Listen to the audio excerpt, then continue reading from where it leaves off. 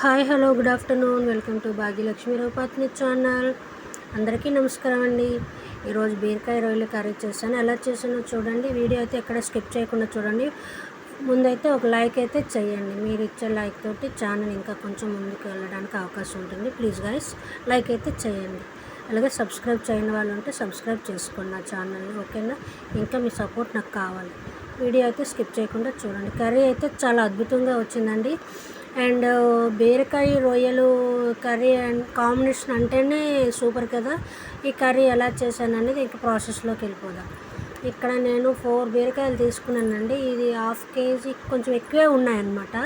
ఈ విధంగా పీల్స్ అన్ని తీసేసి స్కిన్ తీసేసి నీట్గా వాటర్లో కడిగేసుకొని చిన్న చిన్న ముక్కలుగా కట్ చేసుకున్నాను. ఇసుక ఉంటుందండి, బీరకాయ కూడా ఇసుక ఉంటుంది. ఇసుక లేకుండా నీట్గా కడిగి పెట్టుకోవాలన్నమాట. స్కిన్ తీసేసి నీట్గా కడిగి పెట్టేసుకొని చిన్న చిన్న ముక్కలుగా కట్ చేసి పెట్టుకున్నా. ఆ బీరకాయ తొక్కలు ఉన్నాయి కదండి, చూడండి. దాంతో మనం పచ్చడి చేయొచ్చు అండ్ వట్లు కూడా వేసుకోవచ్చండి, బాగుంటుంది. అది కూడా ఒకసారి చేసి మీకు చూపిస్తాను.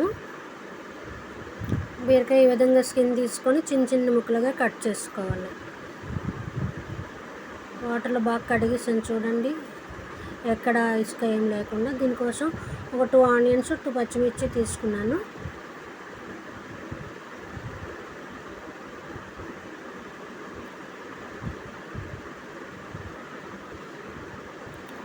బీరకాయ తొందరగా ఉడికిపోతుంది కూడాను. అండ్ బీరకాయ కట్ చేసేటప్పుడు చిన్న ముక్క టేస్ట్ చూడాలండి. కొంచెం చేదుగా కూడా కొన్ని బీరకాయలు ఉంటాయి.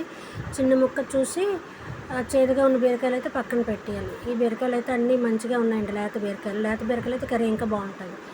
ఇంకా బాణీ పెట్టుకొని అందులో ఆయిల్ వేసుకొని ఆయిల్ కాగిన తర్వాత జీలకర్ర వేసుకోవాలి అండ్ పచ్చిమిర్చి ఆనియన్స్ వేసుకోవాలి. చూడండి, ఆయిల్ బాగా మరిగింది కదా. పచ్చిమిర్చి ఆనియన్స్ వేయగానే ఎంత చక్కగా ఫ్రై అవుతున్నాయో చూడండి.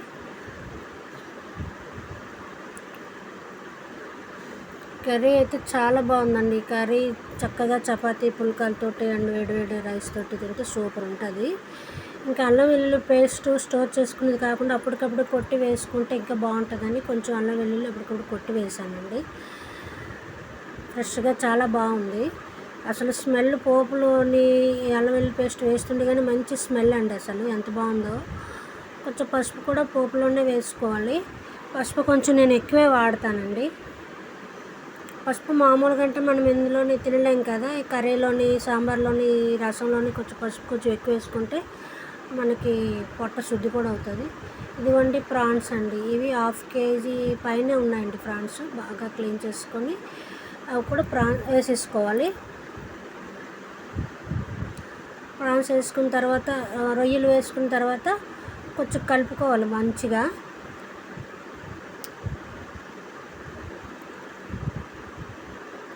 కొంచెం ఆయిల్ అయితే ఎక్కువే పడుతుందండి, మంచిగా కలుపుకోవాలి. మీకు ఇదివరకే చెప్పాను, నేను నాన్ వెజ్కి అయితే గ్రౌండ్ నట్టే వాడతానండి. Non veg groundnut oil అయితే బాగుంటుంది. చూడండి, ఈ రొయ్యలు వేసిన తర్వాత ఫ్రై చేసుకుంటే ఈ విధంగా వాటర్ అంతా ఇంకిపోయింది కదా. రొయ్యలు కూడా బాగా కుక్ అయ్యాయి అన్నమాట. ఇప్పుడు బీరకాయలు వేసుకోవాలి.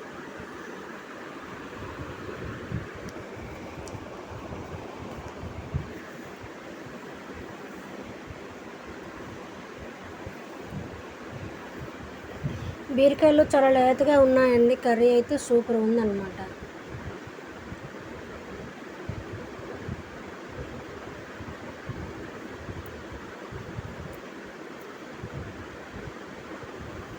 బీరకాయలు వేసాక ఇంకా కలపకుండా మూత పెట్టి ఉంచేస్తే బాగా మగ్గుతుందండి.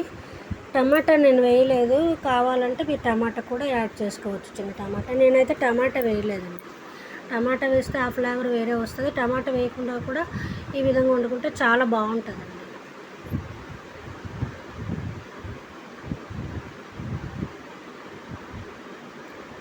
రొయ్యలు బీరకాయ, రొయ్యలు ఎగ్స్, రొయ్యలు మునక్కాడ, ఏదైనా ఎందులోనైనా రొయ్యలు వేసుకుంటే బాగుంటుంది. గోంగూర రొయ్యలు మన ఛానల్లో వీడియోస్ ఉన్నాయండి. గోంగూర రొయ్యలు కూడా ఉంది, చూడండి.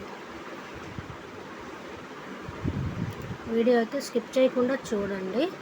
ఇంకా టేస్ట్కి సరిపడ్డ సాల్ట్ కొంచెం ఎక్కువే వేసుకోవాలండి. నాన్ వెజ్ అంటే కొంచెం సాల్ట్ ఎక్కువ, కారం ఎక్కువ వేసుకోవాలండి. సాల్ట్ మాత్రం టేస్ట్కి సరిపడ్డాగా వేసుకోండి. మరి ఎక్కువైతే కర్రీ పాడైపోతుందండి. టేస్ట్కి సరిపడ్డాగా వేసుకోండి. కారం మాత్రం స్పైసీ ఎక్కువ ఉండాలి కాబట్టి కారం కొంచెం ఎక్కువ వేసుకోవాలి నాన్ వెజ్కి మాత్రం.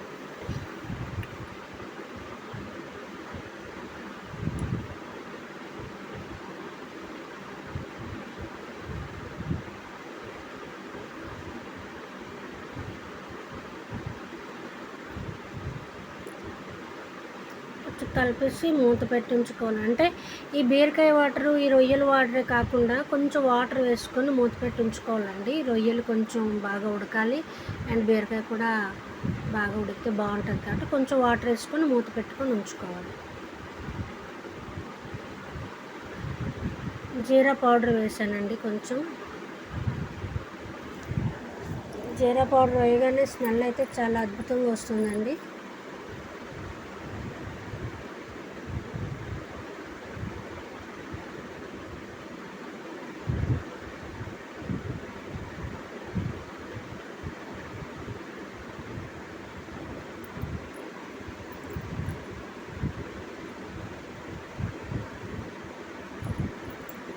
కొంచెం వాటర్ పోసుకొని మూత పెట్టుకొని ఉంచుకోవాలి కలుపుకొని.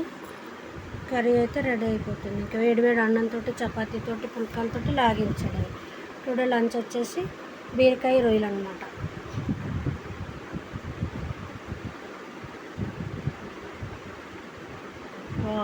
కర్రీ అయితే రెడీ అయిపోయిందండి.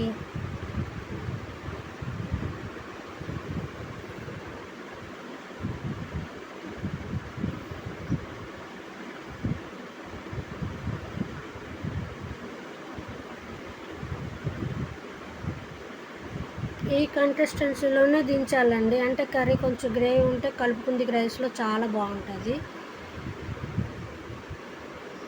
వీడియో నచ్చితే లైక్ చేయండి, షేర్ చేయండి, సబ్స్క్రైబ్ చేయడం మాత్రం మర్చిపోవద్దు. థ్యాంక్ యూ అండి. Thank you for watching.